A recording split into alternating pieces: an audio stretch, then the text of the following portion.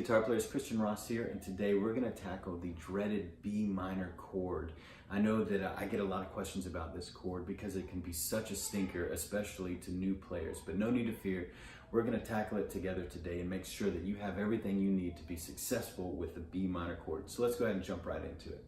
Okay guys, so first of all, this chord is a bar chord. It's not an open chord, which is one of the reasons why it's so difficult to play. Now you're going to find B minor a lot when you play songs in the key of G, which is just about 90% of every rock and roll, every pop, every worship song out there.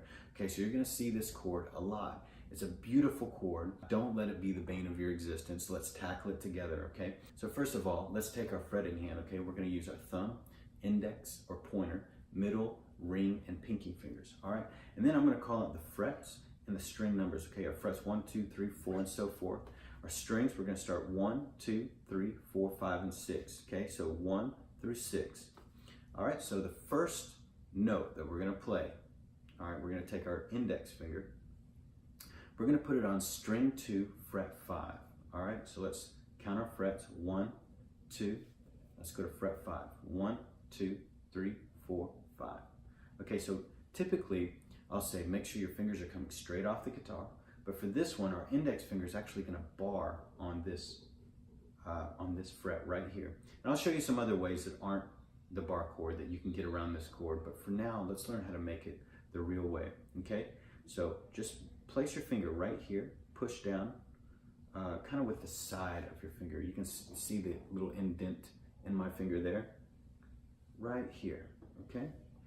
Then we're going to take our middle finger, we're going to put it on fret 3, string 2. Okay, so let's count our frets. 1, 2, 3.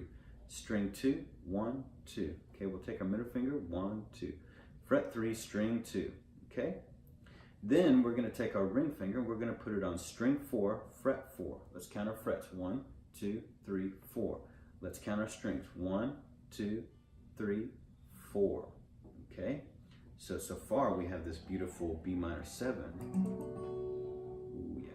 Okay, now the last finger, we're going to use our pinky finger. It's going to be right underneath our ring finger on string 3, fret 4. String 3, fret 4. Fret 4, string 3. String 3, fret 4. Let's count our frets. 1, 2, 3, 4. String 3, 1, 2, 3. All right, so if your chord looks like this, you've done it right, okay? All right, so we're going to take our thumb and we're going to strum from the 5th string down. Let's count them. 1, 2, 3, 4, 5. All right, so with our chord here, squeeze that chord. All right, look at the back of my hand. I'm supporting the whole chord with my thumb right here. It's almost turning blue, okay? All right, so let's take our thumb, count them again. 1, 2, 3, 4, 5. Squeeze the chord like a crab claw, and we're going to strum down.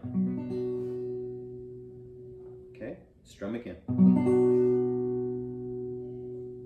Such a beautiful chord. All right, so if your chord sounded like this, there's some things that we can do. Okay, so number 1 rule is you want to make sure that all of your fingers are as close to the front of the fret as they can be without being right on top of the frets. Again, these little metal pieces here, these are the actual frets. The spaces in between are where we put our fingers. So you don't want your finger right on top of the fret or it's going to sound like this. You don't want it right all the way back or it's going to sound like this. You want it just right up at the front without being right on top. Okay? So your fingers here, they want to be as close as they can be. Now my fingers, I've been playing for a very long time, so my hands, you know, they know where they're going and they have their own spot on the fretboard, so to speak. So what you want is for your fingers to be comfortable with each other and as close to the front of the fret as they can be without being on top. Okay, so if they're bunched up like this, that's totally fine. Mine tend to have this little gap right here, but see my fingers still at least halfway up the front of the fret, okay? And it's a strong finger, okay? Your pinky might be less strong than your ring finger, and right now, your index finger is the most vulnerable right here on this E string. Because you're fretting it, you can even see the little indentation right here, okay? So you gotta get that just right. if you get it wrong, you'll have a beautiful chord all the way to, and that just doesn't sound good, does it? That's not satisfying. So we want to go all the way in, right?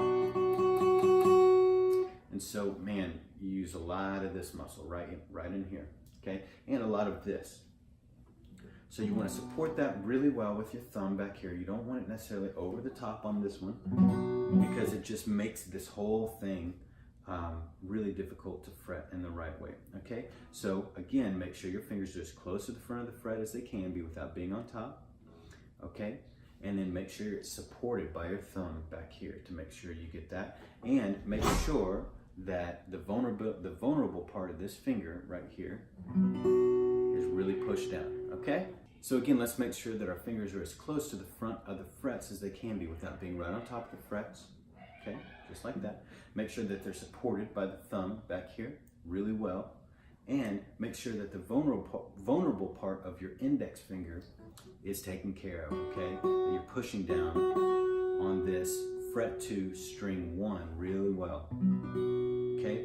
So I know that that's really a difficult chord to make, especially when you're first starting out.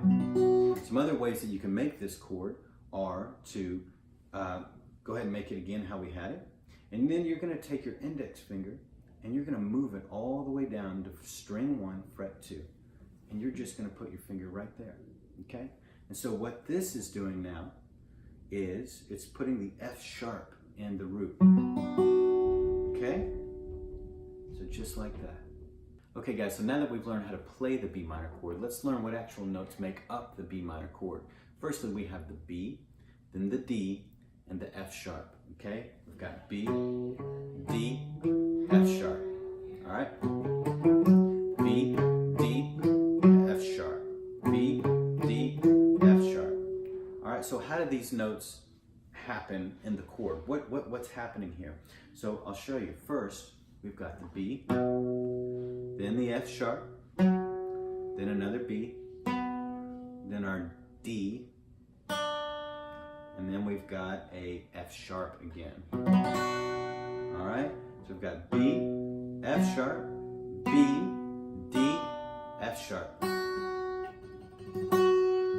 B, F sharp, B, D, F sharp.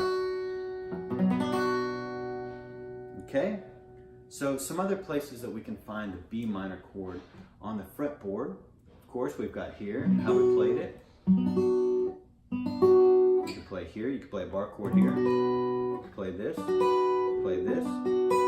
okay? You could even play B minor like this. You can play it up here. I don't have a cutaway.